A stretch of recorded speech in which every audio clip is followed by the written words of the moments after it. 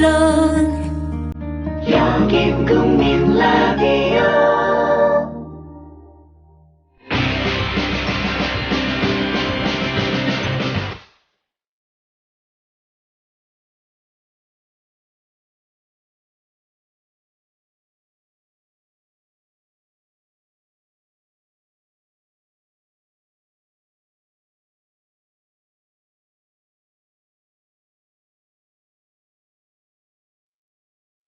이변입니다.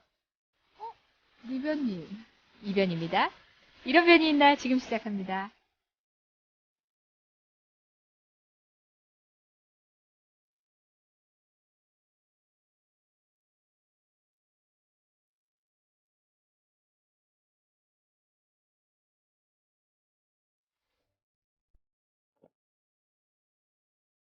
경기 평택에서 일하는 국민TV조합원 맹꽁이 신동주입니다. 요새 조합의 재정이 좋지 않다고 해서 후원도 하고 혹시나 광고 효과도 볼까 싶어서 광고 신청했습니다. 제가 하는 일은 건설 현장 크레인 대여입니다. 5톤 카고, 10톤 미니 크레인, 스카이 작업합니다. 주로 실내 작업하고요. 크레인 쓰실 분 불러주세요. 베테랑 기사가 달려갑니다. 평택 주변 당진, 둔포, 천안, 포승, 안성, 화성 지역입니다. 평택, 평안크레인. 전화번호는 010-7392-0300, 010-7392-0300번입니다. 전화 주십시오. 기술과 신뢰, 그리고 안전을 자부하는 크레인, 맹꽁이 평안크레인입니다.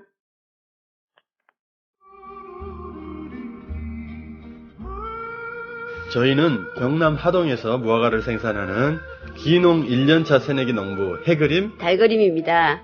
무화과 드셔보셨어요? 클레오파트라가 좋아했다는 무화과, 꽃을 품은 과일 무화과를 한번 드셔보세요. 우리 농장 무화과는요, 시설하우스에서 상자에 재배하기 때문에 무척 깨끗한 환경에서 자랐고요. 농약, 촉진제 전혀 사용하지 않았습니다. 안심하고 껍질째 드셔도 좋습니다. 다양한 유기비료를 먹고 자라서 맛이 부드럽고 향이 굉장히 좋습니다. 저는 아침마다 무화과 따면서 몇 개씩 먹었더니 악성 변비가 없어졌네요. 구매 방법은요, 전화 010-8866-9596, 8866-9596 이고요. 네이버에서는요, 무화과 사계절 농장을 검색하시면 저희 농장 블로그에 들어오실 수 있습니다. 무화과 사계절 농장 정성껏 배송해드리겠습니다. 회식 후에 고고 안전하게, 고고 집에 갈 땐 고고 회식 후에 안전하게, 집에 갈 땐 고고 대리운전. 말로 거는 대리운전, 고고 대리운전. 1636 누르고 고고 대리운전. 네네, 고고 대리운전입니다. 이젠 누르지 말고 말로 걸자고요. 말로 거는 대리운전, 고고 대리운전. 엄마, 소나돼지는 안 돼요. 말하는 전화 문의는 1636 누르고 말하는 전화라고 말해주세요. 고고 대리운전 수익금의 일부는 국민TV에 후원됩니다.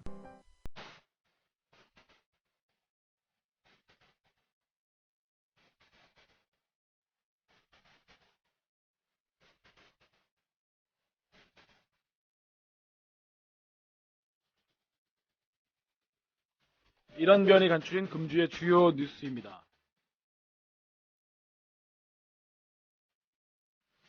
한반도 인권과 통일을 위한 변호사 모임이 지난 17일 국회 선진화법이 국회 기능을 마비시킨다며 헌법재판소에 헌법소원을 제기하겠다고 밝혔습니다. 앞서 새누리당은 비슷한 이유로 국회 선진화법에 대한 권한쟁의 심판 청구 방침을 밝힌 바 있습니다.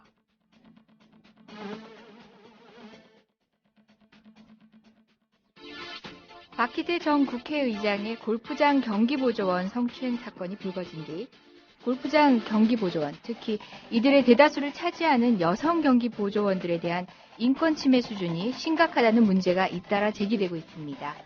경기보조원들의 법규상의 지위가 불안정해서 이들이 상시적 고용 불안에 시달릴 수밖에 없는 현실이 그 배경이라는 분석입니다.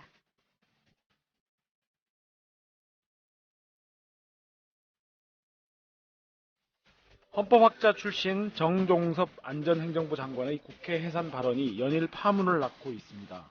새정치민주연합 등 야권은 정 장관을 향해 장관을 당장 관두라고 압박하고 있습니다.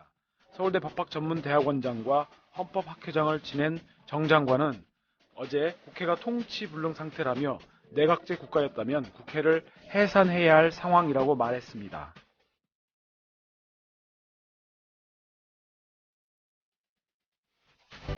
정부로부터 법의 노조 처분을 받은 전국 교직원 노동조합이 합법적 노조주의를 유지한 채 항소심 재판을 받을 수 있게 되었습니다. 서울고법이 오늘 법의 노조 통보 처분의 효력을 정지해달라는 정교조의 집행정지 신청을 받아들인 것입니다.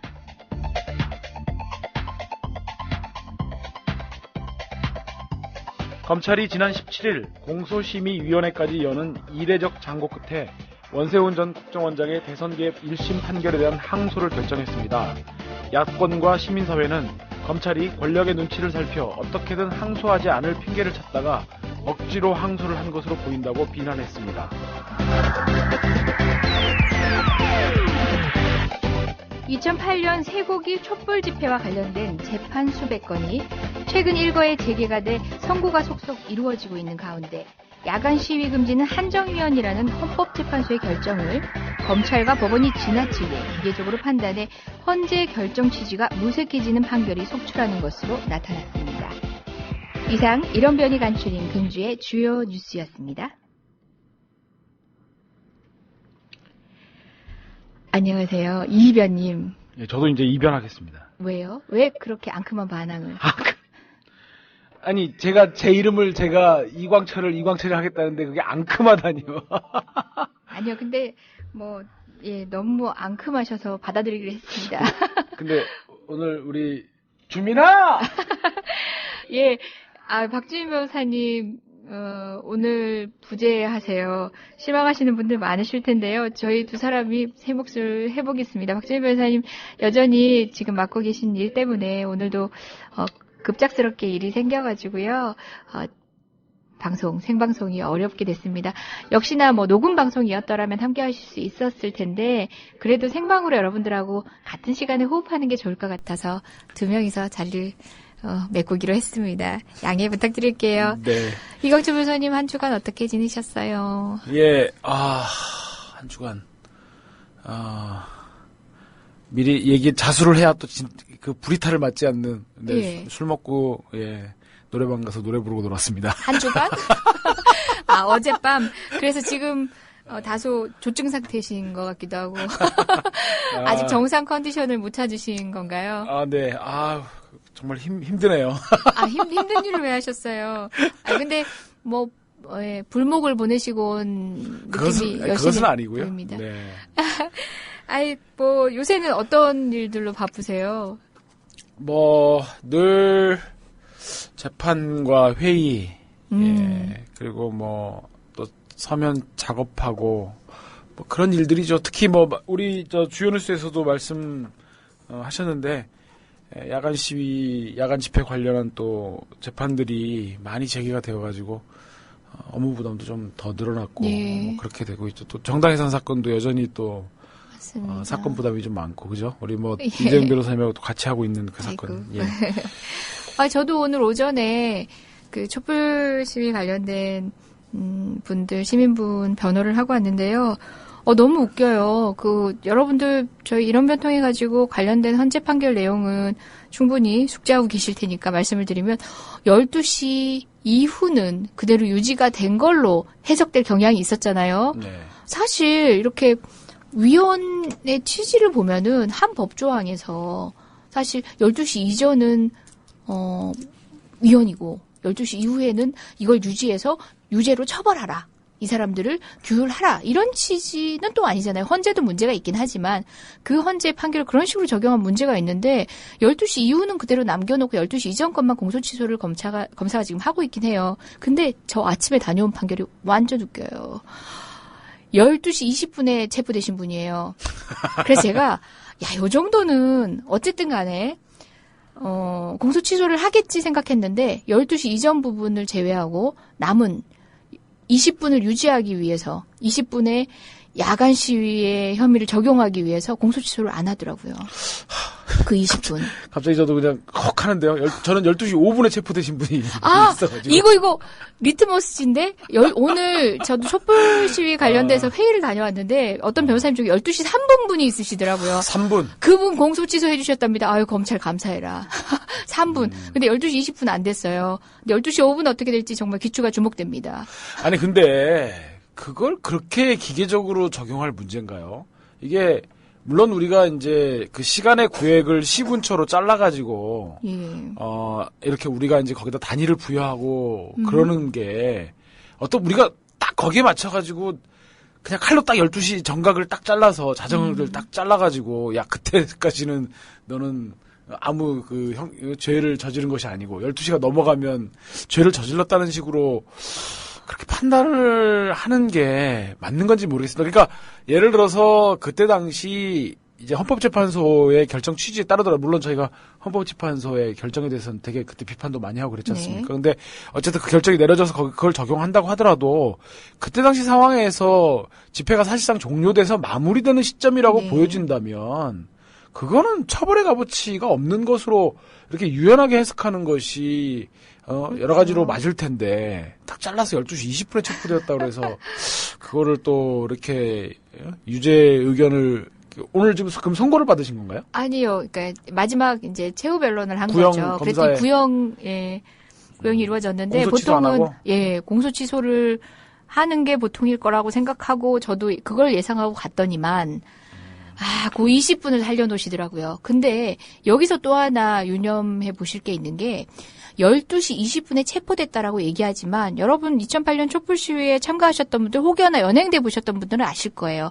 경찰이 일단은 시민과 시위대를 구분하지 않고 소위 닭장차에 막 집어넣어요.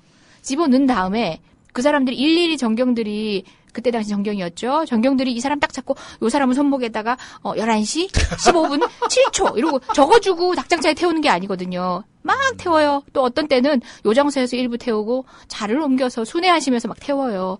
태우고 난 뒤에 경찰서에 데리고 가서 대략 몇 시쯤이다 하고 적는 거예요. 그런 식으로 적는데 세상에 그 시간이 정말 그야말로 이 사람의 범죄 사실을 구획하는 아주 중요한 시간이 돼버린 거죠. 그래서 12시 20분이냐 3분이냐 가지고 전과자가 되느냐 전과자가 되지 않느냐의 기로에 쓰게 된 거죠. 당시에 이런 연행의 관행을 본다면은 재판부도 유념해 봐야죠. 이런 거 가지고 유죄를 정말 확정짓는다면 문제 있는 거죠. 재판부가 법원이 뭐 이런 부분들에 대해서는 상식과 경험치에 입각해서 현명하게 판단해 줄 것을 우리가 또 뭐 믿는 수밖에 없지 않겠습니까? 근데 만약에 정말 이런 부분에 있어서 법원마저도 유죄 판결, 요즘은 누구도 믿을 수 없는 세상이라. 근데 법원마저도 유죄 판결을 준다면 뭐 또 어쩌겠습니까? 또 그때 가면 또 싸워야죠. 항소 가서 또 싸우고. 근데 정말 그렇게 뭐 기계적으로 또 판단하는 정말 법률을 적용하는 법조인들, 뭐 검사, 판사를 보고 나면은 정말 변론하기가 무기력해지는 그런 지점에 있을 때도 많아요. 그리고 또 하나 그때 저는 이 촛불 사건 중에 어떤 사건은 당시에 체포했던 경찰관들이 이 사람은 시위대에 체포했다 뭐 이런 식으로 진술서를 막 쓰긴 했지만 제가 다 부동의, 이 증거는 증거로 함에 동의하지 않는다고 부동의를 하면은 그 진술서를 쓴 사람들 다 부르잖아요, 법적으로. 맞습니다. 다 법정으로 다 부르거든요. 다 불러서 2년, 3년에 걸쳐서 이제 증인신문을 다 했더니 그분들이 정경에서 이제 제대를 하신 다음에는 시민으로 돌아오신 거죠. 사실 그때는 시위대와 시민을 구분하지 않고 위에 상사가 쟤들 다 잡아 하면은 위법 여부에 대한 판단을 하지 않고 무조건 잡았다라고 하는 진술을 받아낸 거예요. 그래서 무죄가 나왔어요. 근데 그거는 그 당시에 그 현장에 있었던 다른 시위대한테도 유효한 증언일 뿐만 아니라 촛불 시위 당시에 공권력 집행의 관행을 보여주는 저는 증언이라고 생각하거든요. 그런 식의 체포 연행 행태를 본다면은 지금 수백 건의 그런 재판들이 서류에 드러난 것만 보고 판단할 일은 아닌 것 같아요. 우리 판사님들 이 방송 들으셔서 이 얘기 좀 경청해 주시면 좋겠어요. 네, 지금 그 말씀을 듣고 보니까 저도 2009년도, 10년도 한창 기소가 되었을 때 법정에서 뭐 이재용 변호사님도 마찬가지시겠지만 그 출석한 경찰관들하고 많이 싸웠잖아요. 예, 맞습니다. 아니, 그러니까 뻔히 거짓말을 하고 있는데 이게 마땅히 그 사람이 거짓말하고 있다는 물증이 없어서 그냥 태연스럽게 그렇게 거짓말을 하고 그랬었는데 그게 다 경찰관들의 위법 부당한 지시 때문에 그랬다라는 게 어쨌든 밝혀지는군요. 예. 여기 저 댓글에 또 영어로 적어 오케이 마린? 오크 마린이라고 읽어야 되나요? 오케이 마린님. 저 때 초등학생도 잡아간 걸로 하셨는데 바로 이날이에요. 이게 저 잊혀지지 않습니다. 6월 맞아요. 25일. 예, 그렇습니다. 왜냐면 이정희 대표도 잡혀가고. 그렇죠. 그날 바로 이재정 변호사도 잡혀갔던 네. 날이거든요. 그 초등학생 잡혀갔다는 얘기를 듣고 제가 현장에 갔다가 갔더니 이미 집회는 소강 상태라서 저도 이제 돌아가서 다시 사무실 가서 일해야지 이러고 가려는데 그 인도에 있는 시민들한테 해산 명령을 바라니까 시위도 없는데 해산하래. 그러니까 그분들이 항의를 하니까 졸지 시위가 된 거죠. 그랬던 분들이 있는데 저도 그때 변호사로서 조력한다고 하다가 연행이 됐었어요. 근데 그렇죠. 강북경찰서. 예, 글 찾아오셨죠. 저도 감사했습니다. 그때. 네. 그렇게 됐었는데 사실 그때는 경복궁역을 무정차 통과한 첫날이었어요. 왜냐하면 효자동 인근에는 개미 한 마리도 얼씬 못하게 하려는 그분을 보호하기 위해서. 그분이라면 그 MB님. 이제 뭐 그분도 아니죠. 그분 그 각하. 보이. 그 사람을 보호하기 위해서 그 개미 한 마리 남기지 말고 소거하기 위해서 무정차 통과를 시행한 첫날인데 이거 낮부터 있던 사람을 쫓아낼 방법이 없는 거야. 그러니까 그 사람들이 멀쩡히 그냥 인도에서 그럼 우리 광화문으로 갈까? 뭐 그러면은 청계광장 가야 되나? 이러고 있는 사람한테 해산 명령을 바라니까 이게 기가 막히니까 그분들이 이제 항의를 하신 거죠. 네. 그랬던 경우가 있는데 저는 그 당시 저도 연행이 됐지만 제 연행을 변호사까지 연행해 이러면서 막으려고 했던 분이 또 연행이 되신 분이 있어요. 강형구 변호사라고. 강용구 변호사는 저와 같이 연행이 된 거고 시민분 중에. 시민분이. 예, 이 사람 변호사를 왜 끌고 가? 그러니까 얘도 잡아 이래가지고 연행이 되신 분이 있어요. 그분도 재판을 받으셨다는. 이재정님의 호위무사. 예, 그니까요. 그래서 제가 그분의 재판에 또 증언을 하기 위해서 증인으로 가기도 했었어요. 이분은 시위하셨던 분이 아니라 저를 연행되는 걸 막으려고 하시다가 연행이 되신 분이다. 그랬는데 아직 뭐 판결이 어떻게 나셨는지는 저는 팔로잉을 못했는데 그것도 한번 확인해 볼 일인 것 같아요. 구체적인 상황을 안 따지고 획일적으로 기소하는 검찰 그리고 또 획일적으로 재판부가 그냥 도표에 나온 대로 획일적으로 양형을 때린다면 그런 판결 선고를 한다면 정말 좌시하지 않을 겁니다. 제가 이게 재판을 하다 보면 우리 판사님들 굉장히 꼼꼼하게 기록 보시고 그러시죠, 당연히. 예, 근데 이제 그렇죠. 아주 가끔 가다 보면 이분이 기록을 보신 건가 싶을 때가 있잖아요. 네. 판결문을 딱 보면. 네. 이 가끔 가다가. 원세훈 판결에 우리 이범균 이분도 이제 기록을 보신 건가 좀 제가 판결문을 지금 계속 반복해서 보고 있는데 의심스러운데 진짜 그 촛불 재판 같은 이런 대규모 체포자가 발생한 그런 사건들 같은 경우에 우리 판사님들이 기록을 좀 제대로 안 보시는 것 같은 그런 느낌이 드는 판결들이 있잖아요. 네네네. 그러니까 예를 들면 아까 이재정 변호사님도 말씀하셨지만 이게 과연 그때 당시에 이 경찰이 저도 법정에서 그런 얘기 많이 했거든요. 이 체포한 사람이 이 사람이 체포하지 않았다 법정에 나온 이 경찰. 그러니까 당시 2008년 촛불 집회 당시의 상황들을 보면 대체로 어떻게 체포가 하고 이루어지냐면 현장에서 대기를 해요. 막 새벽까지. 그러니까 경찰 상층부에서 체포해라는 해산 명령과 체포 명령이 나오기 때까지 정말 속된 말로 주구장창 대기하는 거죠. 맞습니다. 현장에서 이제 경찰 버스 안에서 잠도 자다가 그러다가 이제 체포해 뭐 해산 명령하고 체포해 그러면 이제 정말 그야말로 5명의 한개 팀이 돼가지고 정말 정광석화처럼 가가지고 그렇죠. 확 가가지고 낙고채서 이렇게 판단이 필요 없는 거죠. 그냥 네, 체포해 그러니까, 하면 체포하는 체포하죠. 거죠. 그래갖고 아까 이재정 변호사님 말씀하신 것처럼 버스에다가 싣고 계속 대기시켜갖고 또 싣고 그러다가 투어도 하고 투어하죠. 서울 시내 다 투어합니다. 예. 예. 강서 갔다가 양천 갔다가 마포 경찰서 갔다가 동작 경찰서 갔다가 구로서 갔다가 이렇게 그러면 체포 당시에 체포에 임했던 경찰들은 사실은 직업 경찰이고 가정이 있기 때문에 대개 다 집에 돌아가요.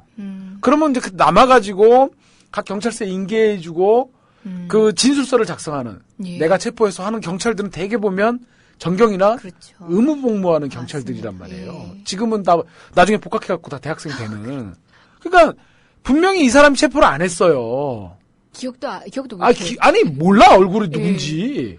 그냥 누군가 보다 하니까 그냥 서로 경찰들이 뭐 예를 들어 홍길동을 진술인이 체포한 것이 맞나요? 그러면은 네. 고개를 이렇게 보면 그러니까 이거는 제 추론입니다. 네. 그렇게 안 적혀 있다는 게 아니라 고개를 두리번거리면 이제 그 물어보는 질문한 경찰이 저 사람이 홍길동이에요 하면은 맞습니다. 뭐 이런 맞습니다. 식으로 맞아요. 예. 그러니까 이런 식으로도 하고 지금 그래갖고 이제 그 양심 선언도 그래서 나온 건데 이제 이런 일들이 굉장히 비일비재하단 말이에요. 그러면 예를 들어서 그런 것들이 역력한 경우에는 그 사람 법정의 진술도 좀 자세히 보고 그 다음에 그 사람이 진술해놓은 진술서도 이렇게 해서 서로 모순은 없는지 진짜 이 사람이 체포한 것이 맞는지를 봐야 되는데 되게 그냥 건성건성 판결문 읽어보면 그리고 변호인들이 여러 가지 주장들을 하잖아요. 네. 아무런 판단도 안 해놓고 그냥 무신경하게 그냥 뭐 공소사실 유죄로 인정된다 그래 양형에 의해서 뭐 초범이고 뭐 저게 없어서 뭐 이런 식으로 이렇게 되게 대단히 형식적이고 획일적인 판결문들만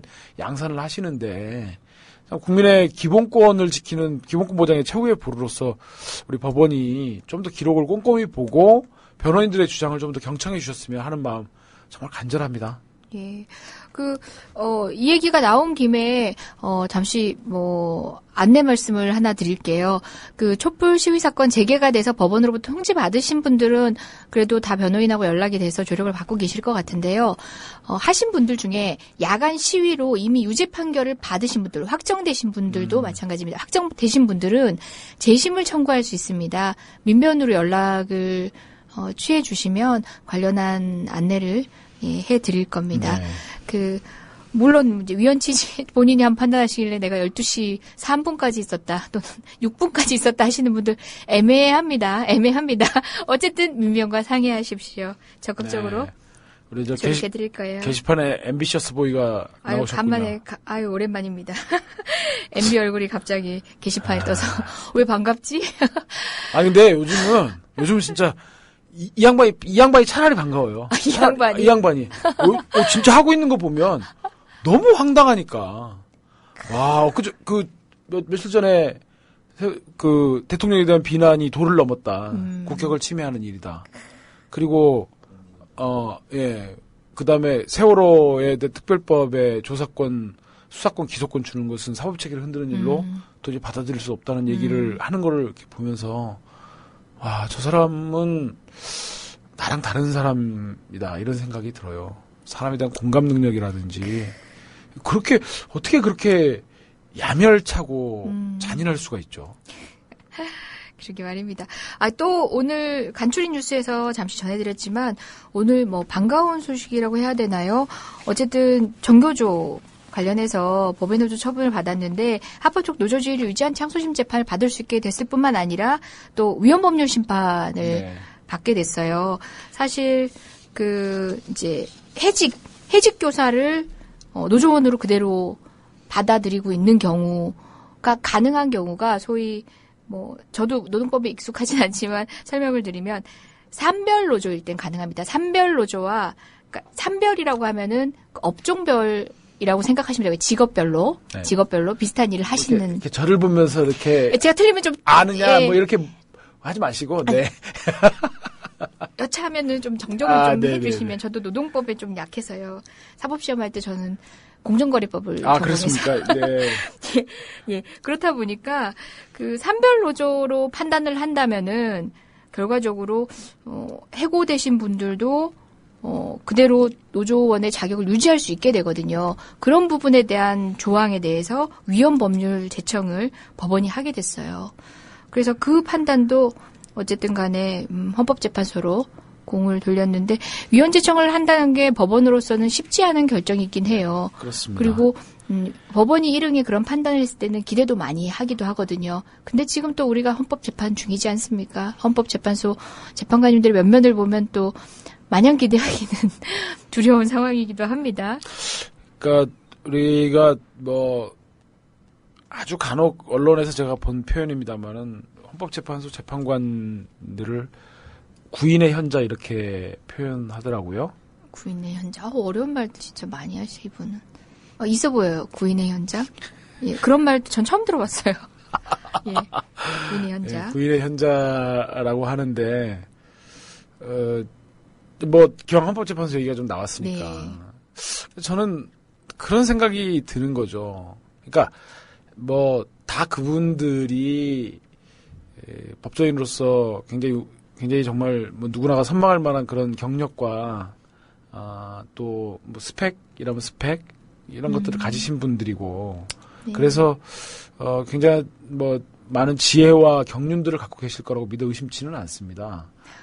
그런데 제가 정당해산 사건을 포함해가지고 이렇게 그 헌법재판관 분들에게 갖고 있는 가장 큰 아쉬움, 갈증은 뭐냐면 이게 이분들이 헌법재판관이라는 자리에 있을 때 헌법재판관이 어떤 맥락에서 생겼는지에 대한 이해를 과연 이분들이 하고 있나 이렇게 의구심을 가질 때가 종종 있어요. 그러니까 예를 들면 사실 우리 헌법재판의 역사라고 하는 것은 사실 장식의 역사였잖아요. 네. 그죠? 뭐 과거의 헌법위원회라든지 뭐 이런 것들을 보면 2공화국의 헌법재판소도 사실상 아무 기능을 못하고 5.16 쿠데타에 의해서 역사 속으로 사라져 갔었던 거고 기타 그 밖의 정권들에서 정권의 헌법위원회니 뭐 이런 것들은 사실 장식에 불과했지 않습니까? 그러면서 우리 헌법이 권력자들에 의해서 진짜 짓밟히고 뼈 아픈 그런 아픈 상처를 갖고 있는 정말 어떻게 보면 정말 영역의 역사를 이렇게 걸어온 게 우리 헌정사잖아요. 네. 근데 그러한 영역의 헌정사 속에서 정말 찬란하게 빛나는 게 저는 6월 항쟁이라고 생각하거든요. 6월 항쟁을 통해 가지고 전두환 군부 독재를 정말 그야말로 끝장내고 그렇게 해서 탄생한 게 6공화국 87년 그런 헌법이고 그 87년 헌법에서 정말 가장 영광스러운 부분이 헌법재판소 부분이라고 할 수 있는 거잖아요. 그렇죠. 그렇다고 한다면 이 9분의 현자분들께서 가장 먼저 자각하셔야 될 거는 자기네들이 헌법재판관이라는 그 자리에 올라갈 때 그 생겼던 그 87년 네. 개정 헌법에 그 역사와 그 속에 담겨 있는 우리 국민들의 희생과 피와 네. 땀과 눈물 이런 것들에 대한 자각이 저는 가장 먼저 있어야 된다고 생각하는 거예요. 말씀입니다. 그러니까 그래서 권력에 대해서 정말 뭐 권력에 대해서 이분들 보고 무슨 쇠파이프 들고 짱돌 던지라는 거 아니잖아요. 그분들 자리에서 권력의 독주를 견제하고 위헌적인 법률들을 가려내고 정권의 기본권 탄압을 제어해달라는 그런 것들인데 가만 보면 이분들이 거의 사법관료시란 말이에요. 정말 뭐 대법관과 어떻게 하면 자웅을 겨룰까, 대법원과 어떻게 하면 좀 권한들을 더 가져올까, 우리가 좀 어떻게 하면 대법원으로부터 좀 무시당하지 않을까, 뭐 이런. 그래서 그분들 머릿속에 과연 국민이 있는 건지 아니면 대법원과 어떻게 하면 좀 비등비등하게 우리가 대접을 받는데 이렇게 관심이 있으신 건지 그런 점에서 보면 이렇게 많은 중요한 이런 결정들 이런 것들을 보면 사실 좀 일부 권력에 좀 영합하고 그런 부분들이 있잖아요. 네. 그래서 물론 뭐 그것이 저의 편견이라든지 짧은 단견일 수도 있고 또 그랬으면 좋겠습니다. 그래서 이분들은 정말 국민들의 기본권을 깊이 사고하고 생각하시는 것이기를 진심으로 바라는데 무엇보다도 본인들이 당신들께서 지금 이렇게 발딛고 있는 그 헌법재판소라고 하는 것이 어떤 과정과 역사적 경위를 거쳐가지고 만들어진 것인지에 대한 정말 자각을 깊이 뼈저리게 하셨으면 하는 마음이 저로서는 정말 간절합니다.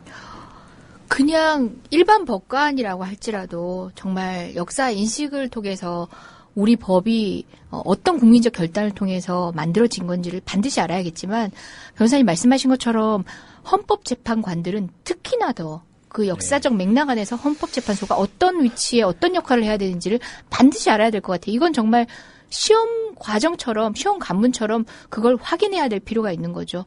양질의 법관을 우리가 어쨌든 요구해야 되지만 특히나 헌법재판관들은 그 과정에서 그런 역사인식이 없다면 그 자리에 갈 자격이 더더욱 없는 거죠. 저는 그런 점에서 정말 뭐 이재용 변호사님도 그 공부하실 때 많이 보셨겠지만 변정수 재판관에 네. 대해서 참 각별한 마음이 좀 들어요. 네, 어떤 분인지 우리 청취자분한테.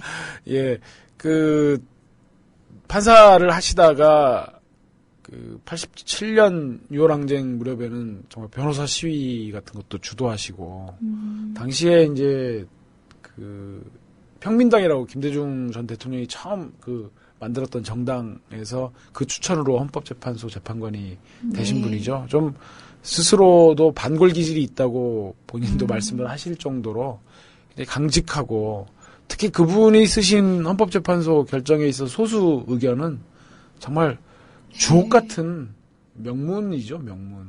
맞습니다. 변호사가 되고 나서는 헌법재판소 판결문을 이렇게 꼼꼼히 따져볼 시간이 별로 없긴 한데 우리가 고시 공부를 하면서는 소수 의견, 뭐 반대 의견, 뭐 별개 의견이라고 해서 그 헌법재판소의 주가 아닌 주된 결정에 기여하지 않은 다른 의견들도 굉장히 중요하게 보거든요. 그게 또 새로운 판결들, 새로운 판단들 견인하기도 하고 하는데 그때 도드라지신 분이 바로 그분이에요. 예. 주옥 같다는 말이 정말 부족할 네. 정도의 명문들입니다. 예. 예. 우리 헌재가 근데 이게 전체적으로 보면 한국 사회 문제들이 사실은 다 맞물려 있죠. 뭐 어느 날 갑자기 헌법재판소만 뭐 좋아지고 그럴 수는 없지 않습니까? 사회 전체적으로 모든 분야가 다 그러고 보면 우리 한국 사회가 대체로 전 분야가 거의 세월호가 한국 사회에 압축된 단면을 좀 보여주는 게 아닌가 싶습니다. 뭐 헌법재판소만 따로 딱 떨어져가지고 무슨 진공 상태로 있는 것도 아니고 그래서 전체적으로 우리 한국 사회가 다 모든 분야에서 노력해야 되는 것이지만 특히 최고법원, 최고재판소, 헌법재판소나 대법원 같은 그런 사회를 향도하는 그런 기능을 하는 그런 곳부터 스스로 자기 자리만 제대로 지키면 될 것 같아요. 그런 것도 못하고 매번 그 사람들이 권력에 영합하고 이러다 보니까 나라 꼴이 좀 이 모양 이 꼴이 아닌가 하는 생각도 없지 않아 있습니다. 네. 그, 금주에 간추린 뉴스 제일 첫 번째 꼭지로 했던 그 이슈 얘기를 한번 해보면 하는데요. 그, 여러분들은 이제 들으시면서 좀, 이게 뭐야, 좀 이해가 안 된다 하실 수도 있는 내용인데, 그 뭐, 국회 선진화법에 대해서 권한쟁의 심판 청구 방침을 새누리당이 밝히고 난 뒤에 한반도 인권 통일을 위한 변호사 모임이, 어쨌든 국회 선진화법이 국회 기능을 마비시킨다면서 헌법소원을 제기하겠다고 밝혔대요. 근데 들으시는 분들은 민변하고 비슷한 건가? 아니면 또 우리 장경욱 변호사님 같은 통일을 염원하시는 분들이 별도의 모임을 만드셨나? 이렇게 생각하실 수도 있어요. 저도 읽으면서 이게 뭐지? 저도 진짜 간절히 원해요. 한반도 누구세요? 인권 통일도 간절히 원해요. 근데 변호사 모임 처음 들어봤어요. 주로 뭐 하시는 분들인지 모르겠네요. 저기 한번 검색을 해보고 싶네요. 아, 네. 저도 처음 들어봤는데 어쨌든 이분들의 면면은 모르겠으나 아무튼 간에 국회 선진화법에 대해서 권한쟁의 심판 청구 방침을 밝힌 새누리당의 기조와 그다음에 국회 선진화법의 도입 취지를 우리가 알고 있잖아요. 안다면 이것 자체가 국회 기능을 마비시킨다고 헌법소원을 제기한 단체라면은 대충은 짐작은 되어져요. 그죠? 그래요. 국회 선진화법이 어떤 배경으로 만들어진 건지는 우리 이광철 변호사님께서 간략히 얘기를 해주시겠다. 여의도 정통. 무슨 말씀이잖아요. 예. 그러니까 국회 선진화법은 사실은 지난 MB 정권 시절에 새누리당이 먼저 제안해서 만들어진 거죠. 예. 그래서 앞으로 국회에서는 몸싸움이라든지 이런 폭력 국회, 날치기 국회를 없애기 위해서 기존의 과반수가 아니고 5분의 3의 의결을 거쳐야만 안건이 상정될 수 있도록 하는 그런 것을 내용으로 하는 법안이어서 여당 스스로가 여기에는 박근혜 당시 의원도 그렇죠. 전폭적으로 찬성해서 오히려 강한 지지와 후원 속에서 당시에 황우여 원내대표인가요? 아마 그 양반이 원내대표 시절에 만든 법안이고 그래서 사실 이 법은 어떻게 보면 일부 아예 세상에 완전 무결한 제도가 어디 있겠습니까? 뭐 문제가 없다면 없다고 말할 수는 없겠지만 이 법안에 담겨 있는 정신과 취지라는 게 있는 거죠. 그러니까 날치기 그래서 그리고 뭐 다수의 어떤 힘에 의한 어떤 그런 의결 이런 것들이 아니라 소수파와 끝까지 정치적으로 조정하고 타협하겠다라고 하는 정신이 담겨 있는 거거든요. 예. 근데 지금 이 시점에서 사실 그리고 그때는 새누리당이 그런 꼼수도 있었어요. 야, 우리가 정권 뺏길 수도 있지 않냐. 우리가 정권 뺏기면 야, 이렇게라도 나가야지. 이제 그러더니 그래서 사실은 그때 다 새누리당 의원들이 슬그머니 다 동의 뭐 별 이견 없이 했던 거죠. 근데 이게 선거를 다시 잡고 보니까 이제 화장실 나올 때 생각이 달라지는 거예요. 그렇죠. 화장실 나올 때가 되니까. 그러니까 뭐 이제 위원이니 뭐 개뿔도 아닌 그런 뭐 말도 안 되는 소리로 슬슬 연기를 피워 올리더니만 계속 안에서 지금 위원 저기를 했었거든요. 위원 검토를. 네. 근데 끝내 위원이라고는 본인들도 생각을 못한 거예요. 네. 그러니까 권한쟁의 심판으로 갔던 거죠. 위원이라고 생각해서 헌법소원을 갔겠죠. 그렇죠. 예. 그래서 권한쟁의 심판으로 갔던 건데 예? 국회의원들조차 당사자인 새누리당조차 짱구를 아무리 굴려도 위원이 아니라고 생각을 했는데 우리 한반도 인권과 통일을 위한 우리 훌륭한 변호사님들께서는 위원이라고 생각하시고 헌법 소원을 제기하신다니. 예. 전 참 이분들의 어떤 점에서 위원이라는 건지 그 논리가 조금 궁금하고. 기사를 통해서 언뜻 훔쳐보기로는 이분들은 헌법의 어떤 원리 중에 다수결의 원리를 들으셨어요. 이분 헌법 공부를 뭐부터 하셨는지 정말 처음과 끝만 대충 헐크 치우셨는지 모르겠지만 다수결 원리 물론 이제 큰 국가 조직이나 어떤 국회를 영위하는 데 있어서는 중요한 원칙이긴 합니다. 하지만 헌법이 요구하는 것은 결국 소수자 보호라는 큰 가치에 그 바탕을 하고 둔 기본적인 원칙들이 참 많거든요. 그래서 다수결의 원칙에 어긋난다라는 얘기가 언뜻 보이더라고요. 그리고 이분들 글쎄요.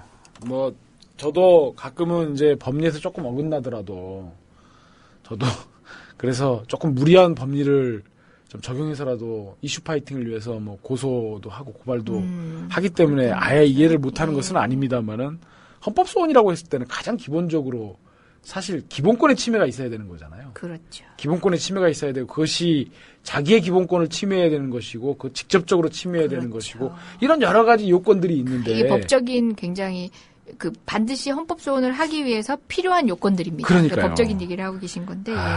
저 갑자기 이 시점에서 박주민 변호사님이 그리워졌어요. 왜요? 나는 법을 몰라. 나 이제 맘대로 할 거야. 한반도 인권과 통일. 그래서 이 헌법 소원이라고 하는 게 자기의 기본권의 침해가 있어야 되는데 사실 국회 선진화법으로 인해서 국민의 자기의 기본권을 직접 침해당한 국민은 아무도 없어요. 사실 국회의원들만 이 법으로 인해서 국회의원에게 주어진 권능이 침해가 있는 것이죠. 사실은. 그런 점에서 사실 이 헌법 소원은 각하입니다. 각하. 이재용 변호사님. 제가 오늘 낮에 지인분을 만나서 밥을 먹다가 이분이 그러시더라고요. 변호사님 제가 저기 이런 변이 있나를 들었는데 좀 뭐 재미있더라. 근데 그 옛날에 이제 김미화 선생님이라고 그래야 되나요? 네네네. 김미화 선생님이 MBC 라디오에 세계는 우리는 할 때 이분 모토가 그거였잖아요. 나는 무식하다. 그렇기 때문에 전문가들 나와서 말씀하실 때 그건 뭔가요? 라고 물어보겠다라고 말씀하셨어요. 기억나시는 분들 계실지 모르는데. 근데 제 지인분이 그러더라고요. 변호사님, 재미는 있는데 김미화 선생님 같은 그런 역할들이 좀 필요한 것 같다.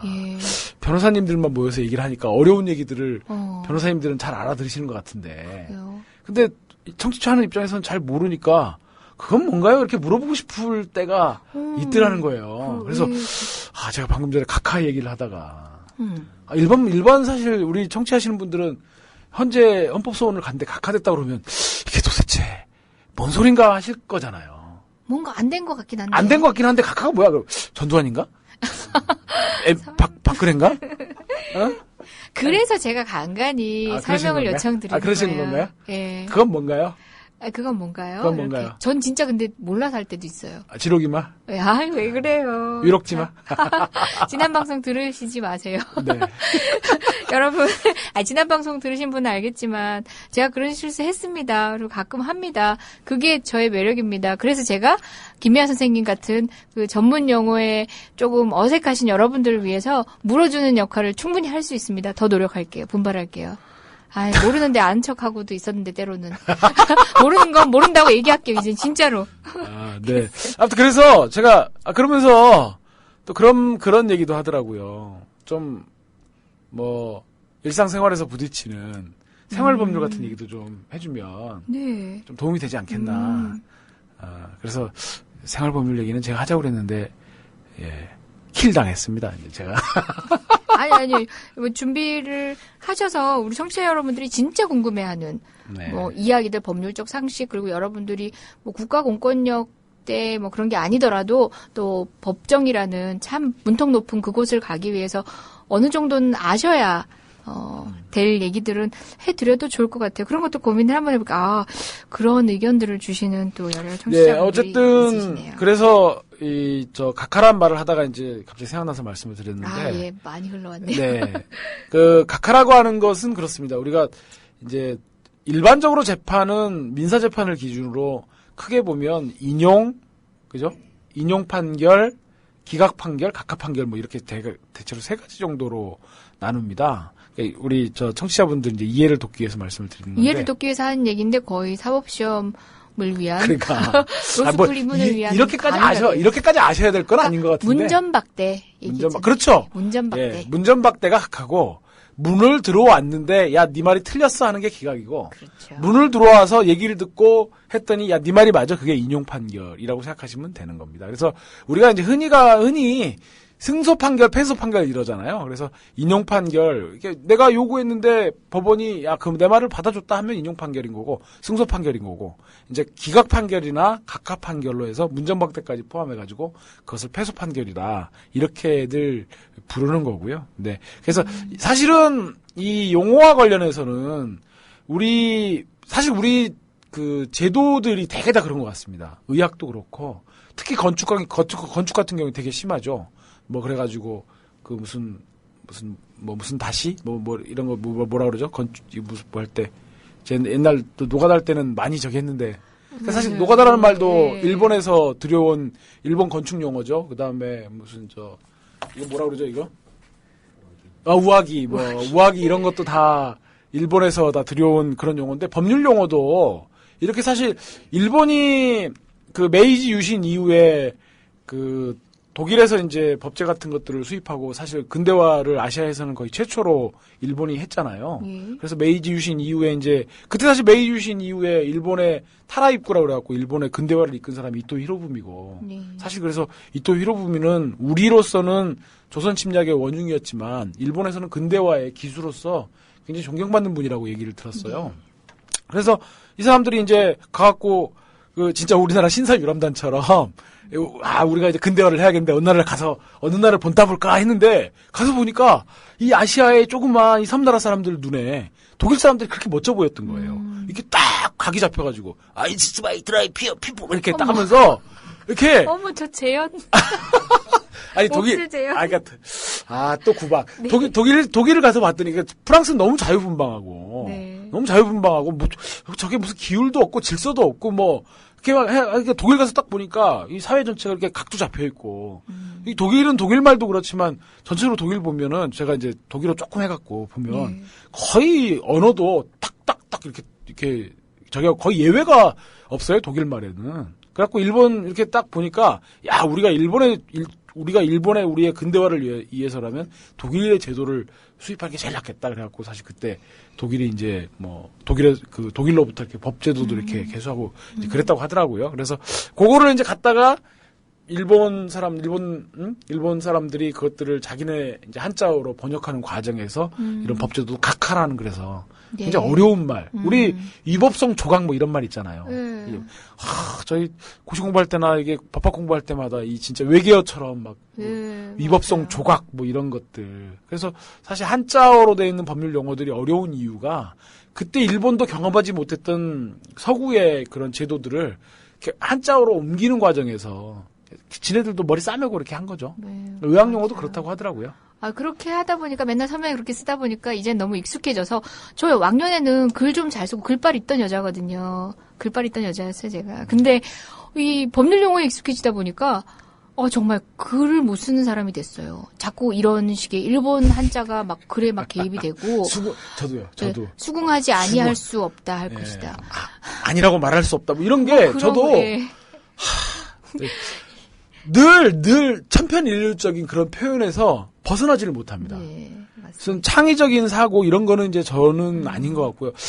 그래서 이 매너리 이런 게 저도 그런 비슷한 생각을 할 때가 굉장히 자괴감이 휩싸여 있는 동안 우리가 어느 주소에 있어야 되는지를 잠시 환기시켜드리면 한반도 인권과 통일을 위한 변호사 모임에서 국회 선진화법에 대한 헌법소원을 제기한다라고 해서 이건 각하권이다 해서 여기까지 왔습니다. 네, 다시 제가 잠시 제자리 찾아봤는데요. 한변이라고 부르네요. 민변 말고 한변. 이 한반도 한변 같은 경우는 한반도 인권과 통일을 위한 변호사 모임은 한변은 북한 인권 개선을 촉구하고 한반도 통일을 준비하자는 취지로 2013년 9월에 결성이 됐나 봐요.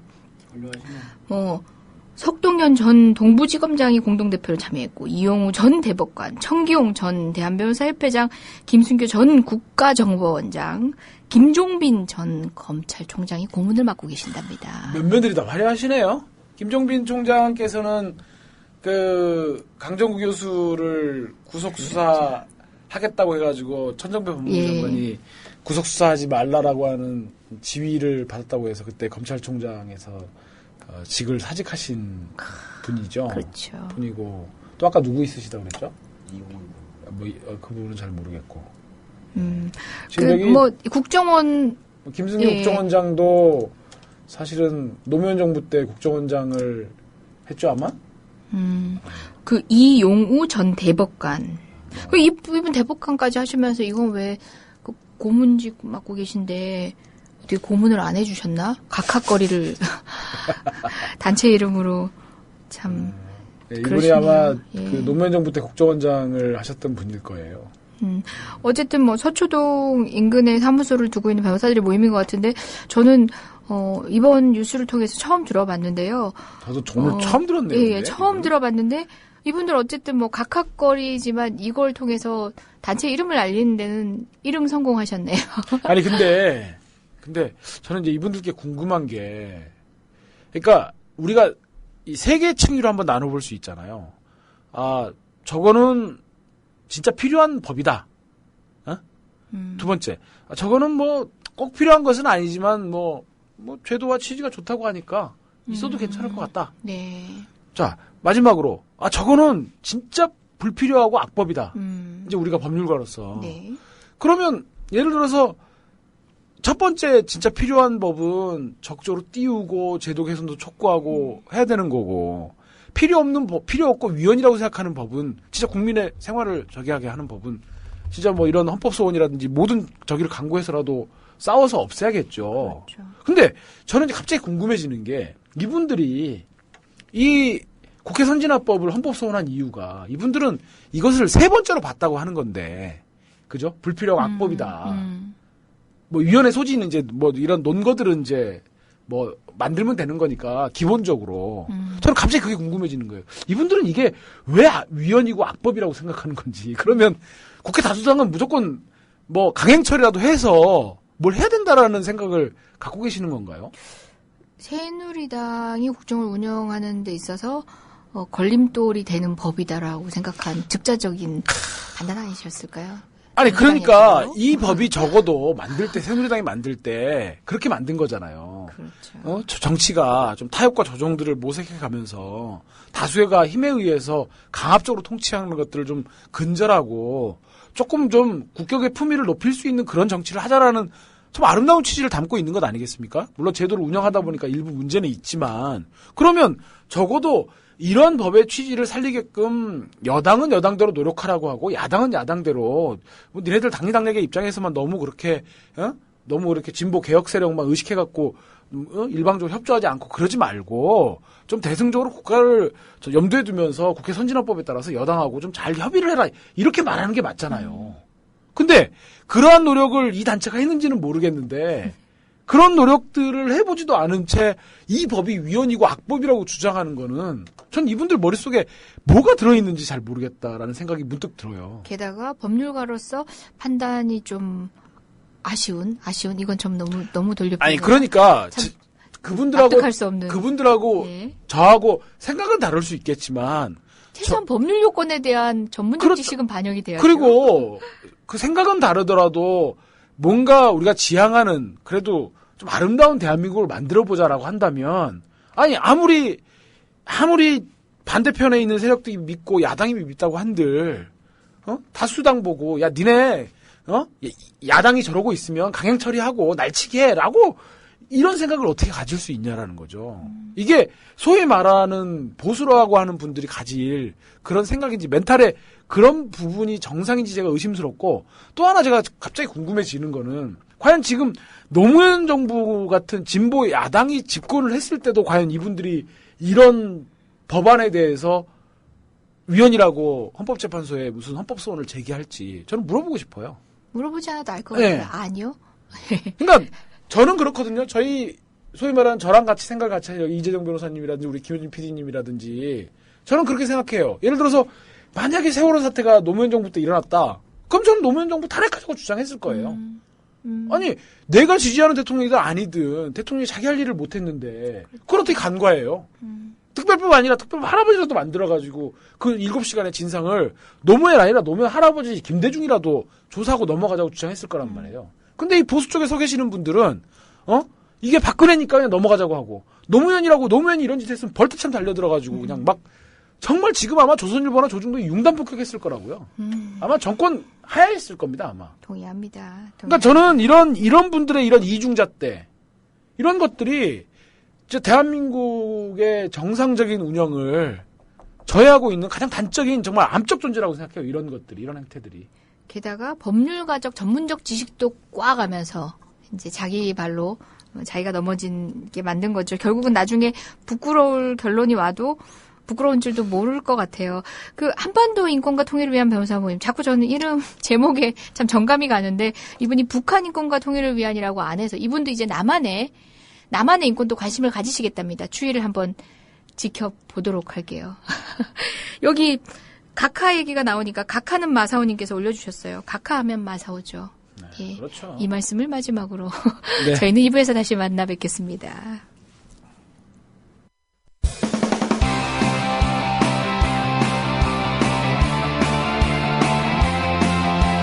지금 여러분께서는 이재정, 이광철, 박주민 변호사가 진행하는 이런 변이 있나를 듣고 계십니다. 이 방송은 매주 금요일 낮 4시부터 5시 반까지 국민 라디오를 통해 가장 먼저 청취하실 수 있고 팟캐스트 포털 팟빵에서 다시 들으실 수 있습니다.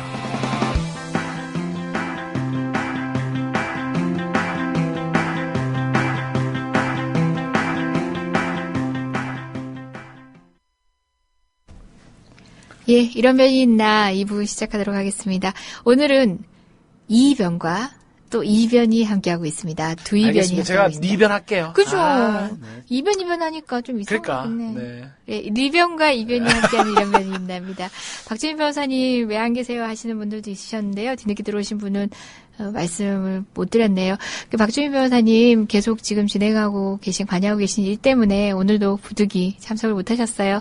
녹음 방송을 했더라면 함께 할 수 있었을 텐데 그래도 여러분하고 함께 호흡하면서 방송을 하는 게 좋겠다는 생각에 생방송으로 진행을 했습니다. 사실 저희가 이제 그 부분에 대해서는 조금 청취자분들께 저희 나름의 입장 혹은 방침, 계획 뭐 이런 것들을 말씀드리는 게 필요할 것 같긴 한데 저희가 이제 세 변호사가 다 시간이 맞으면 당연히 생방송으로 진행하죠. 근데 어떤 한 변호사가 부득이 재판 일정 때문에 안 되는 경우에 생방송을 할 것인가 녹음을 할 것인가 그래서 이런 고민들이 전부터 계속 있었습니다. 그래서 저희들 나름대로 그러니까 녹음도 해보고 생방도 해보면서 그래도 세 사람이 녹음하는 것보다는 한 사람이 빠지더라도 그 시간에 생방송으로 두 변호사라도 좀 참여해서 하는 것이 청취자분들에 대한 예의가 맞는 것 같다. 라고 해서 그래서 제가 저 지난주에 제가 빠졌던 것입니다. 그 말씀을 하시려고. 네. 그래서 오늘 박주민 변호사 사실 빠졌고, 그리고 뭐 아시는 분들, 저희들이 사실 먼저 말씀드리기가 조금 민망한 부분도 있어서 말씀을 안 드렸는데, 아마 오늘 한겨레도 났더라고요. 한겨레 신문에도. 그 세월호 유가족분들 그 대리기사 이제 그 폭행 문제에 관련돼가지고 그 법률적인 지금 그 조력을 또 박주민 변호사님이 하고 계셔가지고 오늘 그 유가족분들이 이제 영등포경찰서에 아마 전원도 출석해서 조사를 받겠다고 하셔서 일정을 거기에 이제 박주민 변호사님이 지금 입회를 하시느라 사실은 오늘 못 나오게 되셨습니다. 안타까운 일이고 어쨌건 안 좋은 시기에 안 좋은 일들이 벌어진 건 맞고요. 잘 해결될 것으로 생각하고 또 박주민 변호사님 그런 점 때문에 아주 조정할 수 없는 일정이 있어서 오늘 참석하지 못했다라는 점 저희가 양해 말씀 드리면서 또 그런 급박한 사정이 있었다는 점도 저희들이 좀 설명차 좀 양해 말씀차 드립니다. 어쨌든 사건에 대해서는 좀 더 이제 지켜보면서 어떤 말씀 드릴 수 있겠지만, 무독 이 부분을 좀 부각시키려는 움직임들 좀 저희가 있어 보이기도 하고요. 사실 세월호는 단순히 특별법의 제정 문제로 모든 게 또 해결되는 것도 아니고, 또, 정말 오래 우리가 지켜보고 해결해야 될 문제들을 많이 담고 있습니다. 그런 것과 관련된 이야기를 우리 관여한 변호사님들 등 관계자들이 집필한 책이 민변에서 발간이 됐어요. 예. 그 책 얘기를 잠시 말씀을 드릴게요. 그 책과 관련해서 그 민변 변호사님들이 SNS를 통해서 여러분하고 여러 가지 정보를 공유하시기도 하시고 또 여러 곳에서 또 책과 관련된 행사도 강화문에서 있기도 했는데요. 저 이런 면이 있나 해서 이런 면이 있나 최초 공개 방송이 될 것 같아요. 변호사님들과 또 우리 민변 책 집필에 관여했었던 민변 집필진과 함께 공개 방송을 기획을 하고 있습니다. 정확한 일정이 확정이 되면은 여러분들께 다시 알려드릴게요. 그때 우리는 세월호로 얘기도 할 수 있는 거고요. 또 이런 변이 있나 최초의 공개 방송이니까 많은 참여를 또 부탁드릴 거예요. 네. 미리 한번 말씀드려봅니다. 세월호는 한두 가지 이슈가 받아들여진다고 해서 끝날 문제가 아니니까요. 오래 지켜봐야 할 문제라서 그런 공감하에 책이 마련이 되었고요. 어떤 분들 입장에서는 이 민변이 집필한 책들이 굉장히 뜨겁지 않아서 서운하신 분들도 있으실 거라고. 저는 아직 책을 충분히 보지 못했는데 서운하신 분들도 있을 거라고 했는데 그만큼 오래 가져가고 깊이 고민하기 위한 책이었다는 점 다시 말씀드리면서 구체적인 일정 나오면 다시 공개할게요.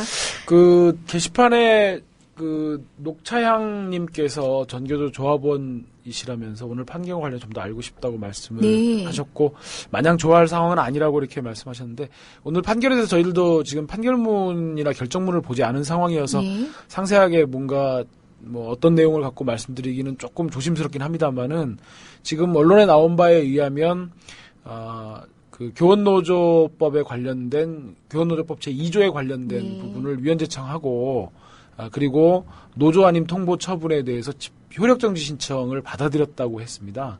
이게 뭐냐면 교원노조법 제2조에 보면 이 교원노조의 대상인 교원의 정의를 이제 밝히고 있는데요. 초중등교육법 제19조 1항에서 규정하는 교원을 말한다고 이렇게 규정을 해두면서 단서에 이렇게 정해놓고 있습니다. 해고된 사람으로서 노동조합 및 노동관계조정법 제82조 1항에 따라 노동위원회에 부당노동행위의 구제 신청을 한 사람은 노동위원회법 제2조에 따른 중앙노동위원회 재심판정이 있을 때까지 교원으로 본다 그래서 그러니까 쉽게 말씀드리면 해고된 그러니까 교원의 지위에 있다가 해고된 사람은 중노위에 재심판정이 있을 때까지만 교원으로 보고 그 이후에는 교원으로 안 본다는 거예요. 그래서 사실은 지금 전교조가 이렇게 교원노조 활동과 관련돼서 해고되신 교원분들을 조합원으로 지금 품고 계세요.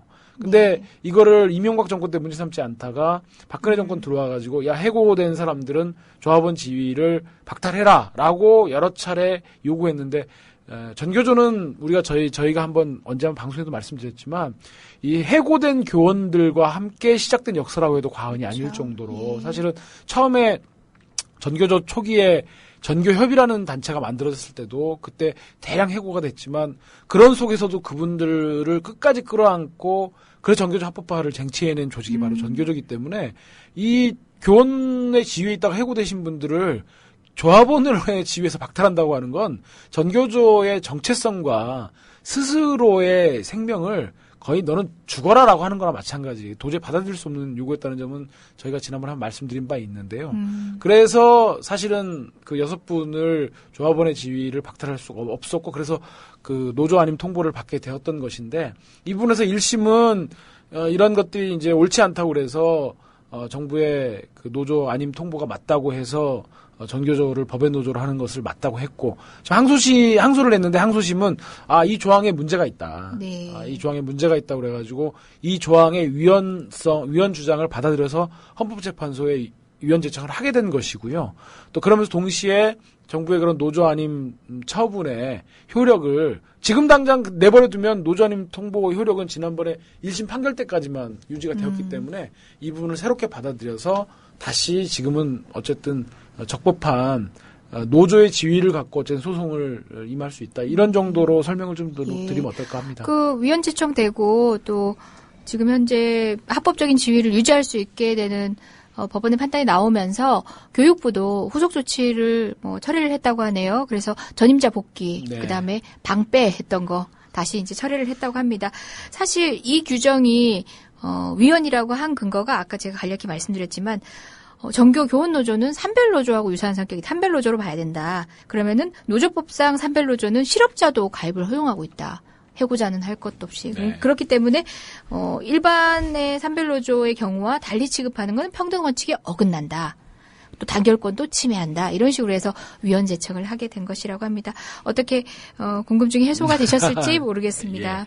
그리고 게시판에 또 역시 생방송을 하니까 게시판의 내용들을 바로바로 한번 말씀드릴 수 있겠는데 되게 좋아하세요, 이거. 게시판 읽고 반응해 주시는 거 우리 이광철 변호사님 되게 좋아하세요. 희망사항님께서 이변과 리변님이 상대에서 했던 그 재판은 어떻게 됐나요? 라고 물어보셨어요. 예, 그 재판 어떻게 됐죠? 그 재판은 진행 중에 우리 이재용 변호사님께서 아이를 출산하러 가시는 바람에 다른 변호사님으로 교체가 되어서 사실 이제 아직 선고를 남겨놓고 있고요. 일반 그런 민사 재판이었습니다. 네. 개인정보 보호를 위해서 이제 더 이상 얘기하지 않는 걸로 재판의 내용을 얘기하지 않는 걸로 하겠습니다. 러뷰님께서 얘기하셨는데요. 공개방송 꼭 가고 싶어요. 근데 국민TV 조합원 분들만 갈 수 있는 거 아닌가요? 전 아닌데 아니어도 오실 수 있습니다. 함께 해주세요. 그 김에 또 국민TV 방문도 또 해주시면 좋고요. 저희가 아마 장소는 국민TV 지하에 있는 국민TV 카페로 예정을 하고 있는데요. 구체적인 안이 좀 더 정해지면 저희가 말씀드리겠다고 했지만 사실 날짜 정도는 저희가 알려드려도 되지 않을까요? 이광철 변호사님 우리 언제쯤으로 기획하고 있죠?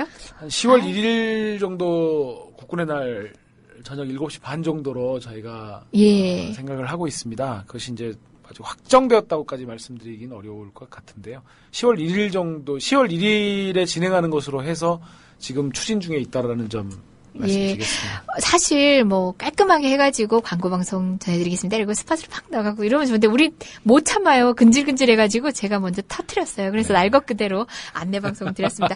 조합원 아니셔도 함께 해주세요. 그 김에 국민TV 또 건물도 구경하시고 방송도 방문하시면 좋을 것 같아요. 예, 2부에서 이제 그 말씀을 저는 좀 드려보고 싶습니다. 저희가 지난주에 이제 원세훈 판결에 대해서 말씀을 좀 드렸는데,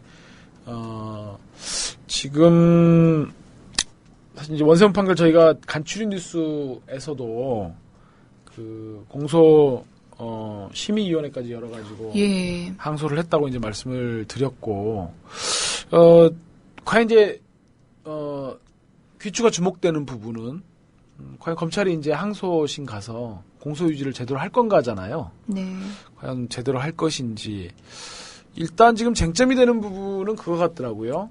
지금 사실은 공직선거법 85조에 공무원의 지위를 이용한 선거운동에 더해서 네. 이범균 부장판사가 이리 빼고 저리 뺐던 박주민 변호사님 표현에 의하면 자기의 진심을 한 줄로 요약해놨던 그 86조 선거 영향을 미치는 행위 86조 1호 그래서 특정 정당이나 특정 후보자의 업적을 찬양하는 행위 그 부분에 대한 공소장 변경을 할 것인지 여부가 지금 논점이 하나가 된 것 같고 그러니까 공소장 변경이라는 것은 검찰이 해야 되는 그렇죠. 거죠. 그다음에 네. 또 다른 논점은 뭐 이거를 검찰이 생각하고 있는지는 모르겠으나 일각에서 이제 제기되어지는 것이 하급 실무자 그러니까 김하영 씨를 포함한 국정원 실제로 심리전에 참여했던 사람들의 추가 기소 문제도 논점이 되고 있는 것 같습니다. 왜냐하면 이게 좀 두 가지 측면이 있는 건데 지금은 이제 원세훈, 민병주 그다음에 이종명 이 세 사람 그러니까 국정원 심리전단에 원장, 차장, 심리전 전 단장 이렇게 상층부만 해 있어갖고 직접 실행에 가담한 사람들은 그렇죠. 지금 이제 열애가 됐죠. 어쨌든 열애가 돼 있죠.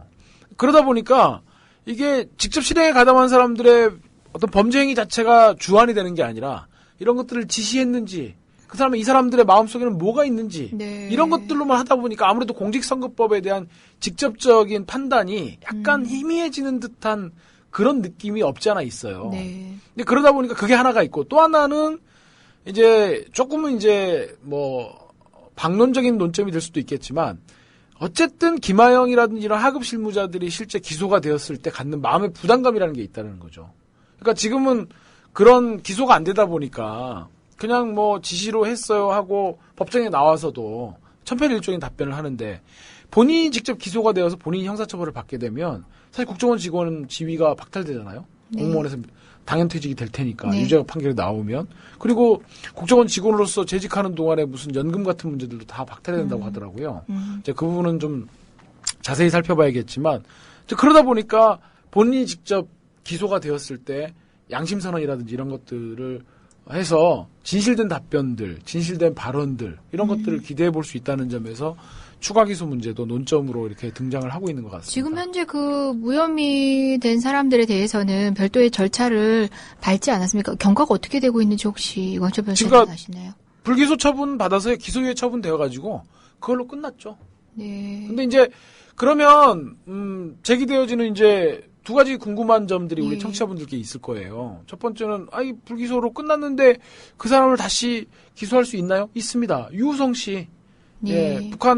북한에 송금했던 부분들 검찰이 2010년도에 불기소했다가 이미 지금, 판단 다 네. 끝났는데 다시 기소유예 처분했다가 이번에 무죄 판결에 욱해가지고 무죄 판결에 욱해서 진짜 다시 기소한 사례가 있고요. 예. 두 번째로 궁금하신 거 공소시효는 어떻게 되나요? 공직선거법 6개월이라는데 우리 형사성법에 이런 경우를 대비해갖고 공범이 기소된 경우에는 다른 공범들의 공소시효도 정지되도록 돼 있기 때문에 예. 원세훈이 재판받았기 때문에 그렇죠. 추가 기소를 하는데 법적인 제약은 전혀 없습니다. 검찰이 항소심 과정에서 결단만 하면 됩니다. 그래서 김하영 기소해서 김하영의 법정에서의 증거들을 갖고 그것들을 다시 원세훈의 유죄 증거로 인정하는 그런 방식의 공소 유지도 얼마든지 가능한 것이죠. 예. 지난 방송에도 얘기했지만 검찰이 당일 무죄에 대해서 바로 항소하겠다 이렇게 항변을 한 게 아니라 검토해 보겠다라고 얘기를 했어요. 그 바로 일주일 전에 있었던 아니면 같은 주였나요? 홍모씨 판결에 대해서 즉각 항소하겠다라고 강력한 노조로 얘기했던 거에 비하면 다소 미온적인 태도였는데 결국은 공소심의위원회까지 열어가지고 장고를 했어요. 그런 태도 자체가 신중한 거죠. 신중하십니까? 신중하신 거죠. 그렇게 보시려고요? 예. 까놓고 그렇게 보려고. 나 이제 헌변하게 헌변. 헌변. 예. 한변. 헌변도 있죠, 참. 헌변이 있죠. 헌변이 있죠. 헌법을 생각하는 변호사들의 모임. 남의 단체 이름을 조금씩 바꿔가면서 설명하시면 안 될 것 같아요. 그렇죠. 저희 어떤 분 가끔 가다 보면 민주사회 저희가 이제 정식 명칭이 민주사회를 위한 변호사 모임인데 거기 민주화를 위한 변호사 모임은 잘 되고 있나요? 대부분의 분들이 그렇게 부르시긴 해요. 네. 예, 어쨌든 그렇게 항소 결정을 하긴 했지만 그렇게 장고를 하시고 이제 신중을 기하신 걸로 보면 유추되어지는 항소심에서의 진행의 태도. 좀 그래서 염려가 되는 거죠. 예. 그러니까 제가 이제 페이스북에도 그런 말을 썼는데 제가 그런 일이 있었습니다. 검찰이 징역 3년에 집행유예 5년을 구형했어요. 네. 근데 판사가 징역 3년에 집행유예 4년을 선고했거든요. 검찰이 항소하더라고요. 집행유예 1년을 깎았다고. 그래서 이게 우리 청취자분들 그게 뭐 대수냐, 검찰이 그럴 수도 있지라고 생각하실 수 있지만 형사 재판을 다니는 것은 굉장히 심적인 고통이 굉장히 큽니다. 네. 실형을 선고받고 감옥에 갈 수 있다라는 그런 공포심뿐만 아니라 재판에 나아가서 검찰로부터 범죄인 취급을 받고 물론 죄를 졌으니까 그것은 당연히 어쩌면은 수인한도, 그러니까 참아내야 될 그런 범위 내에 거칠 수 있겠지만 어쨌든 형사재판을 받는다라고 하는 건 굉장한 심적 고통이 있어요. 네. 또 생업에도 당연히 중대한 지장이 초래되고. 근데 예를 들어서 1심에서 징역 3년에 집행유예 4년을 받고 그래 나는 이제 변호사한테 물어봤더니 이거 항소하면 무죄가 나올 수 있나요? 무죄 나오기는 어려울 것 같습니다. 그러면 이분 입장에서는 이제 재판 그만 받고 싶은 생각이 있을 수 있잖아요. 그죠? 네. 이제 재판 이제 그만 받았으면 좋겠다. 나는 여기서 그냥. 근데 그 집행유예 1년을 안 줬다고 검사가 항소하면 꼼짝없이 재판에 정말 나가야 돼요. 예. 항소심에. 또 정해진 기일에 나가서 판사 앞에 가갖고 또 그 재판을 해야 되는 거거든요. 그러니까 이럴 때 이제 그 피고인 입장에서는 차라리 집행유예 5년 주지. 차라리 처음부터 5년 주지. 차라리 5년 주시지. 한사원망이스러. 그런 상황이 될 수 있다라는 거예요. 예, 그러니까 그것이 웃을 수 없는 상황입니다, 정말. 그러니까 제가 이번에 항소를 머뭇머뭇거리는 우리 검찰을 보고서 과연 이게 노회찬 의원의 그런 말씀이 생각났다는 거죠. 야, 우리나라는 정말 만 명만 평등한 사회다. 만인이 평등한 사회가 아니라 만 명만 평등한 사회다. 아니, 대통령의 정권의 어떤 그런 정당성에 대해서는 검찰이 이렇게까지 세심하게 헤아려 주시고 4시간 동안 장고 끝에 이렇게 항소 여부를 고민해 주시는 검찰이 국민 일반의 그러한 마음속에 사무치는 고통에 대해서는 아무 생각 없이 기계적으로 항소를 한단 말이에요. 기계적 항소 못 먹어도 고해요. 무조건 그러니까요. 고해요. 무조건. 그래놓고 예전에 또 어떤 일이 있었냐면 여러분들도 아마 들어보셔서 아시겠지만 검찰이 유신 시대의 그런 재심 부분에 대해서 예, 맞습니다. 그렇잖아요. 재심 부분에 대해서 법원이 재심에 대해서 다시 해갖고 무죄를 선고할 때 검찰이 다 거기에 대해서 다 기계적으로 항소를 했어요. 예. 그게 뭐 하는 짓이냐고요. 그러면 검찰이 복무하는 그런 정말 국민에 대한 봉사자라고 검찰청법 제4조에 적혀 있는데 4조 2항에 그럼 당신들 검찰이 복무하는 그 국민은 도대체 어느 나라 국민이고 어느 시대 국민인지 물어보고 싶은 거죠.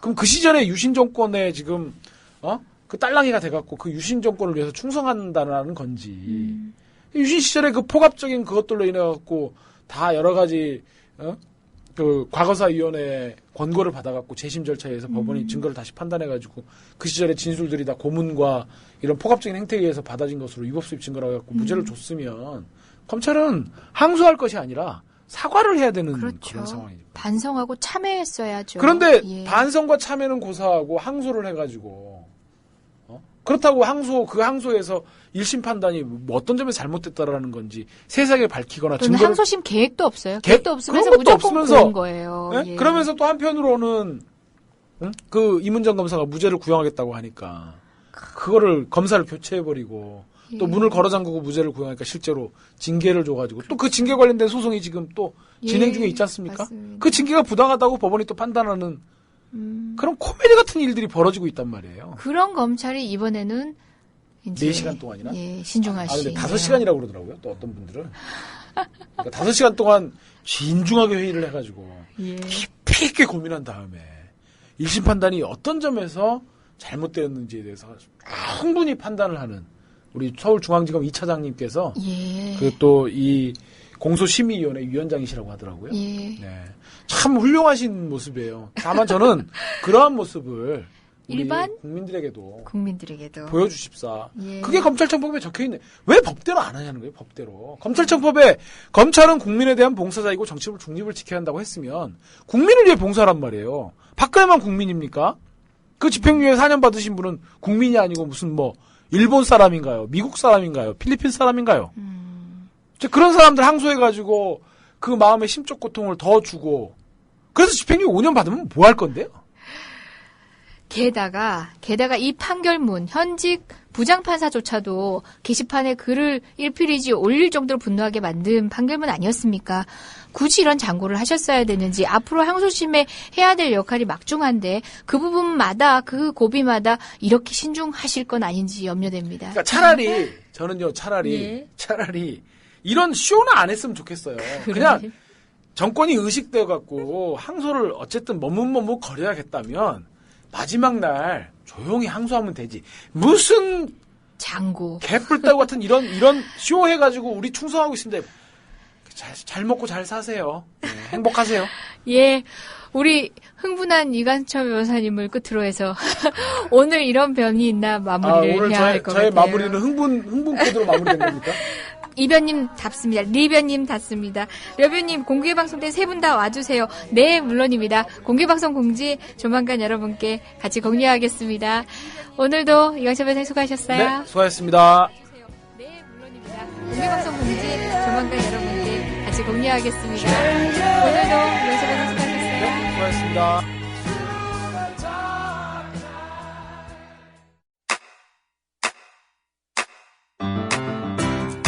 국민 라디오 지지하는 4가지 방법 아시나요?